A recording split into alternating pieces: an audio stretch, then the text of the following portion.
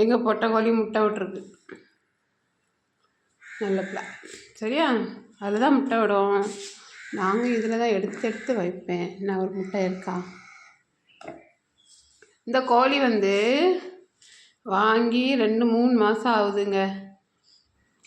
வந்து ஒரு 10-15 நாளைக்கு அப்புறம் முட்டை விட ஆரம்பிச்சிருச்சு. இன்னும் முட்டை விட்டுட்டே தான் இருக்குது. அதை அடகு காக்கல. எங்கள் கோழியை பார்த்தீங்களா, அந்த பையன் எப்படி கிண்டி போட்டிருக்கான். வீட்டுக்குள்ளேயே தான் கிடக்கான். இருக்கிறதெல்லாம் கிண்டி